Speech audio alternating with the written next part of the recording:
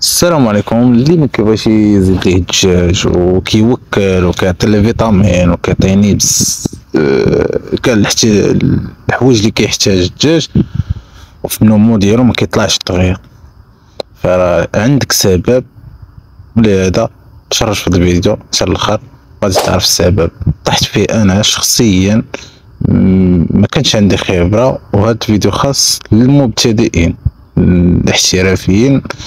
يعني ما تنهضروش معهم هذوك راه عارفين حيت طايح فيها يعني ما غاديش يعاود يطيح فيها في نفس المشكل عاوتاني. فلهذا فليك تي اول مره كدير دجاج باغي ديرو في هذا المشكل هذا، لابد ما غادي تطيح فيه، يكون اكيد 90% ولا 99% غادي تطيح في هذا المشكل هذا.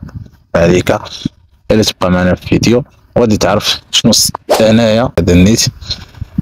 انا كنت نوكل وكنعطي لي فيتامين الدواء، يعني ضابط الامور ديالي، ولكن صطاد المشكل هذا فاش جربت الدواء ودرت. كاين الدواء الحمد لله، كاين دواء فعال، صبت النتيجه مزيانه الحمد لله.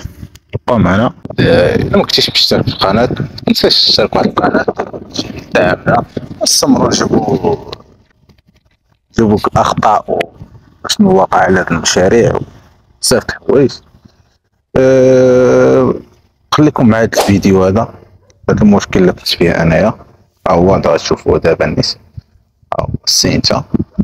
يعني هاد السينتا هادي مصيبه الا كانت عندك في الدجاج كتوكل. واخا انني تا انا كنت قال لي واحد الصديق ما بحال ما ديتش بالفكره ديالو ولا بالمعلومه ديالو، بقيت غادي وبقيت جيت واحد النهار تنقول كيفاش انا كنوكل كنشرب نعطي الدواء ولا فيتامين والتغذيه يعني مقاده، شي تغذيه ناقصه ولا شي حاجه، ما كيطلعش عندي الدجاج.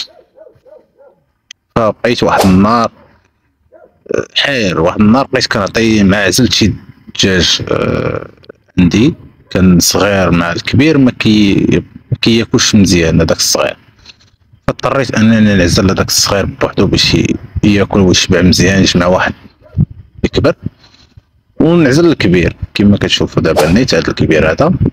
كاين عندي واحد الصغير اخر عاوتاني نبينو في فيديوهات جايه ان شاء الله، نعرفوا عليه بزاف د الحوايج تا هو، وكاين كاين ما يتقال. فريحت كنعطي الدجاج الصغير وكنبقى معاهم، انا مولف كنعطيه الماكله، خاصني نريح واحد نص ساعه في وسط الكوري ديالي كنشوف القطع، يعني واش كاين عندي شي مرض، واش كاين شي واحد عيان، واش كلشي واكل، واش واخا كتكون عمل شاق ضروري واجب عليك الا بغيتي تنجح. سينو الا بغيتي تبقى تعطي الماكله تخرج ما تراقب ما شي حاجه ما غاديش تمشي مزيان. كون اكيد غادي يكون عندك الموتى بزاف د الحوايج، حيت كاينين الامراض اللي كيتعداو وما خاصك تايفيتيهم تحيدهم من تمايا، ما يبقاوش مع القطع ديالك الكبير، لانه غادي يتعادى كلشي ويبقى يطيح لك الضحايا كثيره، وتبقى كل صباح نايض تصيب واحد 10 8. هادشي طحت فيه انا في الاول، ولكن الحمد لله تعاملت مع داكشي والحمد لله جبت النتيجه. ما علينا، بقيت مريح مع دوك الصغار. واحد فلوس صغير كلا ومشى بزق. انا مولف كنقلب الدجاج، يعني كتعرفوا البزق ديالو فاش مريض، شفت واحد البزقه ديالو جيت نقلبها كنصيب طاحت منه واحد الخيط، قلت ويلي واش هذا هو كل شي خيط. قلبتها كنصيب هاد السينتا هادي، تنقول هاد الدجاج يعني شاده فيه السينتا. صافي الغد لي اوتوماتيكمون مشيت شدت الدواء ديالو، هو هذا نخلي لكم النيت هو هنا في الصورة ديالو النيت في الفيديو.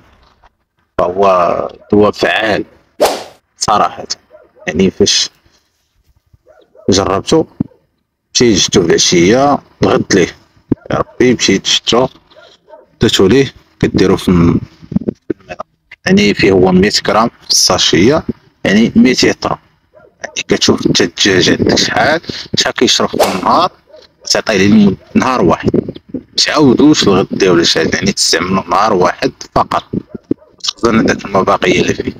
يعني انت تقسم دوك الغرامات، كل غرام ايطرو ديال الماء، ايطرو ديال الماء كتعطيه ليه يشرب. وانا جيت ديك العشيه نيت، جاتني في العشيه ما عطلتوش، خاصني نعطيه ليه لان ضروري خاص. واش عطيتو ليه لمدة واحد 3 سوايع، دخلت عاوتاني الكوري، كنصايب البصقة كومبلي هي كيما كتشوفو في الفيديو هذا النيت، راه عند القلم كنحرك فيها. يعني الدجاجة بازقة، هاديك البصقة فيها شي 20 سنتة وما يزيد، عاد مكون كاينين السنتات صغار، يعني شي سنتة قداش تبارك الله راه سمانتي. يعني دوك الفيتامين كاع اللي عطيت انا كنت نعطيه للسنتة، ما كنتش كنعطيه للدجاج. فصافي يعني عالجت الامور ديالي وهادشي اللي كاين.